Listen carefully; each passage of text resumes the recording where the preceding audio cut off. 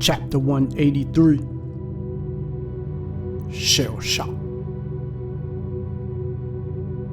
I was now back in this ancient, dilapidated hellhole. But it was way better than Red Onion. I was around my people, and ironically I felt safe. It was always unsafe to be in the custody of rednecks. They were all emotional psychopaths that suffered from black male dick envy. So they might just kill you just to kill you. As soon as I walked down the tier towards my cell, I heard familiar voices. Twin! What's up, Slim? Where you coming from? What's up, Twin? I heard you was up the onion. Soon as I got to my cell, a homie sent some weed. I needed that. I hadn't smoked anything since I left Ohio. It was no weed in the Supermax. I rolled it up in the chocolate brown, black and mild paper laced with honey, blazed it up and laid back on my bunk.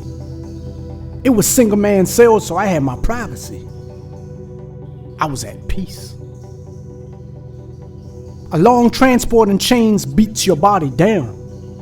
Not being able to move for so long creates all types of aches and pains, and usually the body would need a couple of hours of rest. I finished blazing the relaxing Arizona buds, then nodded out.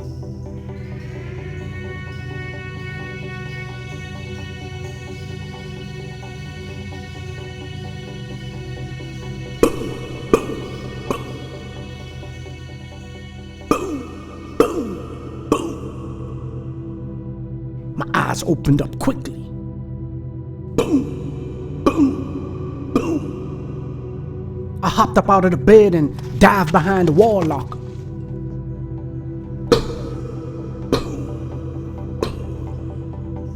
I was ducking, trying to figure out where the shots were coming from. They sounded so close.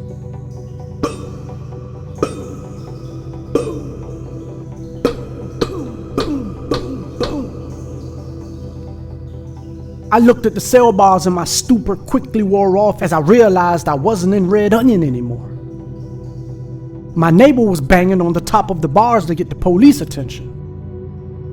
To get the officers' attention in this outdated prison, we had to reach through the bars and bang hard on the steel frame above. Boom, boom, boom. It wasn't gunshots. I was fucking shell-shocked. I thought I was being shot at. That shit was so close I felt nauseous. My brain was in a stupor. My nerves were itching. I sat on the bed and stared at the Lil' Kim hardcore album cover poster inside of my locker staring back at me. It was time for me to go home. Shit, I had been in society for less than a year since I was 17 years old. I'm 29 now. And I live behind rusted bars in a dirty, ancient, empty room with only ants and spiders to trust. As I watched them attack each other, I understood that the world was based on survival and destroying your enemies. Though I wished for their peace, every morning I awoke, it was another ant trapped in the web. I wondered were the ants just dumb because they kept getting caught and weren't thinking strategically. They probably thought the same about me.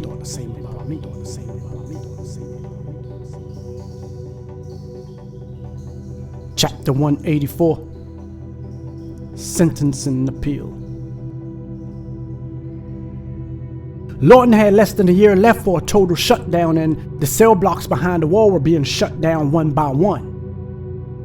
As the prisoners were being shipped out of the prison, the block would become empty and whoever was left would be shuffled over to another cell block. Slaves were being pulled from their cells and placed onto buses to be shipped all across the country every day. No one knew when they were leaving or where they were going. They all heard about Youngstown. They all heard about the private prisons in Arizona and New Mexico. They all heard about Sussex, and they all heard about Red Onion. Despite how horrible Lawton was, no one wanted to leave. The stress level in the prison was at an all-time high. As they were shutting down the cell blocks one by one, I was being moved every other week into another cell block, then finally into cell block 7, which was the only population block behind the wall and the only cell block with air conditioning. It was newly constructed and only about 10 years old. While I was being escorted there by 2 officers while in shackles and handcuffs, we walked past the pervert that I punished in Ohio. He wasn't cuffed or shackled. He was already in a population block with a job cleaning up the compound. I was vulnerable. He could easily kill me. I couldn't depend on the officers that had me in chains. They usually stood by and watched until the slaughtering was done, or they would run. They weren't going to put their lives on the line to save a convict from being butchered. I was pissed.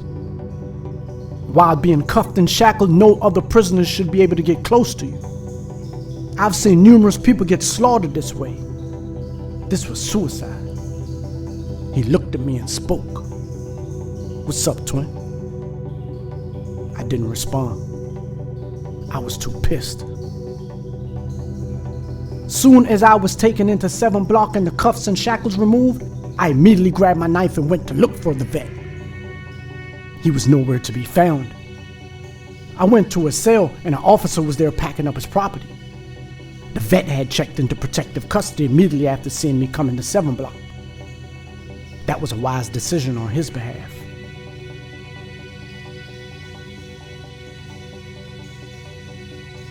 After a couple of months, 7 block was also closed and I was being moved again.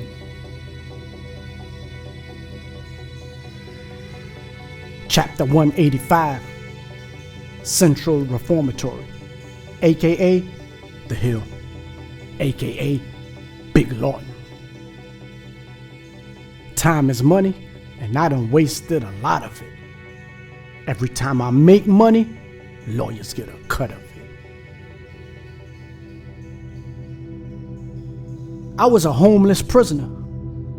I couldn't go back into the private prisons because of a few incidents at Youngstown, Ohio. The Virginia State prison system didn't want me after getting kicked out of their high security prison, Red Onion. I couldn't go to the feds because my twin brother was out there and they feared an accidental switch up that would allow him to get released. And Lawton was closing. I had nowhere to go. Time to go home. So here I was now being moved to the modular. This was my second time here. First time when I was only 17 years old. My cellie was a childhood homie who I used to look up to as one of the flyest money getters in the part of town where I was from. Uptown. His name was Keith Ruffin. We had an Xbox, boom boxes, and sweatsuits. But I was past that. I didn't care about those things anymore. I was close to 30 years old now. My future was all I could think about. The modular was a separate institution from Central, which was next door. But the administration made an entrance through modular and Central fences and made them both into one prison. It had 2 sides. They were called 200 and 400. The prisoners at modular had to use Central's chow hall, which was almost a quarter mile away. The walk for food 3 times a day was a full body exercise in itself. Busloads of prisoners were leaving modular twice a week to go to Sussex, New Mexico, Arizona, or some random county jail in Florida or Tennessee. After a few months of being there, I was moved on to the Central compound where we slept in open dormitories like Occoquan, but they were smaller. Lawton had 8 prisons, 7 for males and 1 for females. Landing in Central rounded out my Lawton travel. I had now been in all 7 of them, and I saw the inside of all 8, the female prison also. When people spoke of Lawton, this was where they were usually speaking of. Big Lawton, the second prison built at Lawton after Occoquan. It sat on 1,300 acres that was purchased by the federal government in 1917 and was built by convicts in 1925. The first prison guard to be killed in Lawton happened here in 1958. The white guard called the convict a nigger and paid the ultimate price. The prison was designed like large public housing projects with streets, alleys, and warehouses. It was its own little city. Cops in cars, prison job forklifts, laundry vans, tractor trailers, and delivery trucks drove on the streets through the prison compound while hundreds of prisoners were walking back and forth. Loud vehicle horns being blown. Convicts in normal street clothes cussing at the driver. Stray cats everywhere. Open-air drug markets. Everywhere someone selling something. Everywhere someone was high. Weed or heroin. Coke or crack. Tens of thousands of dollars being transacted. Squads of stick-up boys that would sometimes rob the hustlers or new convicts. Sex with visitors. Sex with prison guards. Men getting raped. Officers only allowed in the dormitories for count time. After they finished the count, they had to go back onto the walkways. Convicts regularly getting stabbed. Officers regularly getting stabbed. Riots. A college program. A sports program that produced professional boxers, baseball and basketball players. A religious program that produced leaders in the religious community. From Moors to Nation of Islam to Sunni to Christianity.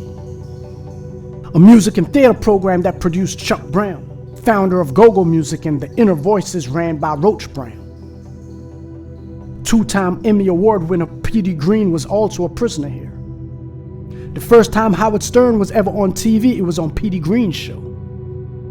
And a movie starring Don Cheadle as P.D. Green also hit the theaters in 2007. Legendary performers used to perform on tour at Big Lorton, from Ella Fitzgerald to Eartha Kitt. Frank Sinatra once came to the prison on a helicopter that landed in the prison yard. All of this was ran by convicts. Central was like a normal, functional city with some great and some dysfunctional aspects, except it was a prison. It had a large chapel that was also designed by a prisoner who had been trained in mechanical drawing at Leavenworth Federal Penitentiary, and it was built by prison labor. Years ago, that chapel was like a whorehouse. Religious functions ran by the convicts used to be held there, and babies were being made regularly. Orgies and threesomes were normal. I had a few months left before I would go back in front of the parole board to see if they would cut me loose. I didn't expect to make parole because of all of the trouble I've been in, so I prepared for my next bus trip to some unknown prison in some unknown gerrymandered city. The day before I saw the parole board, the FBI came down to the prison to return my confiscated passports and seize the money. The bank was remodeling the single-family home, and while removing an upstairs wall to build a bigger master bedroom, wads of cash dropped out. They turned it over to the FBI. I was pissed, but I quickly chalked it up. It was a trap. If I confessed to being the owner of the money, the parole board would have another justification to keep me longer, and I would probably be charged with money laundering and tax evasion. I knew the DEA would take control of it, so getting it back was extremely far-fetched, even if I could produce fabricated receipts to prove legality. Because the house had two different sets of tenants since my arrest, they couldn't connect me to it, so I declined the prospect of getting the money back. I'd rather be broke and free than to be a rich prisoner. Chapter 186, Parole, 2001. I brought no certificates or accomplishments to the parole board, no good character reference letters or place of residence where I planned on staying in case of release. I didn't provide them with anything they requested before the hearing. When asked what have I been doing for the past 5 years, my response was, nothing. I wasn't expecting to make parole, so it didn't matter. I was in don't give a fuck mode. The private prison system was still so new that they didn't have an infrastructure in place to transfer all of my disciplinary reports, so again, like when I returned from the feds in '93, I had no bad reports and I wasn't found guilty of any of the stabbings in Aquan in '96. They still had the option to give me another 10 years, which I was expecting, but to mine and everybody else's surprise, I was granted parole. No agents showed up this time, only 2 correctional officers who claimed I assaulted them years ago at Occoquan. I laughed at the pigs as I exited the hearing, though I didn't celebrate because I felt like it was a trap being set. 60 days before the last bus left and the gates were closed for good, I walked out of Lawton, a free man.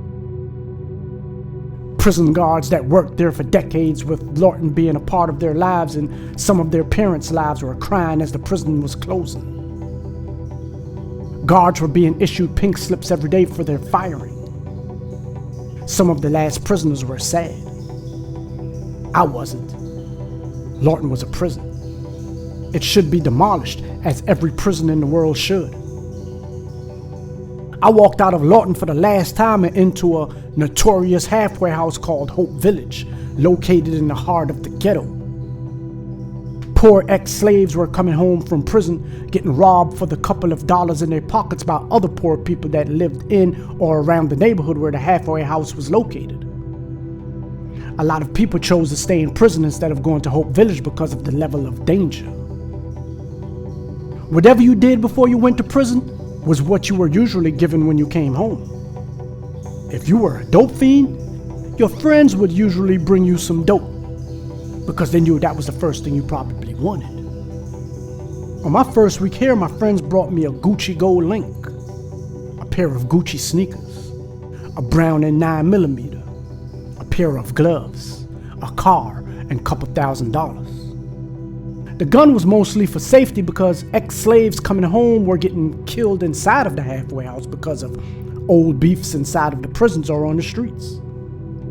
Ex-slaves were being returned to the plantation for frivolous infractions. Ex-slaves were being discriminated against for being ex-slaves.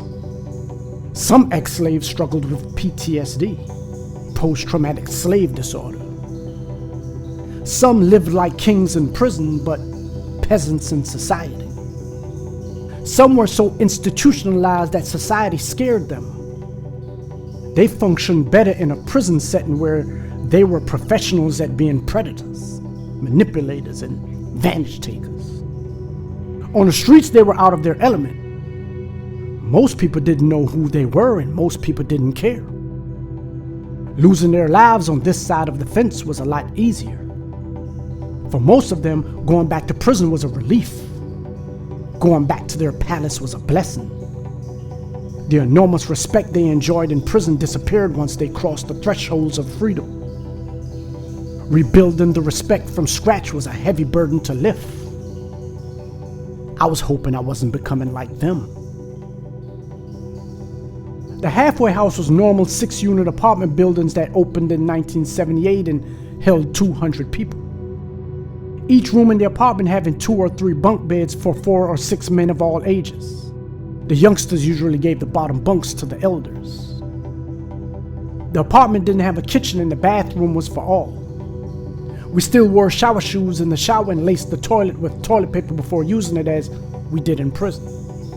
We were halfway in prison and halfway out of prison. The halfway house.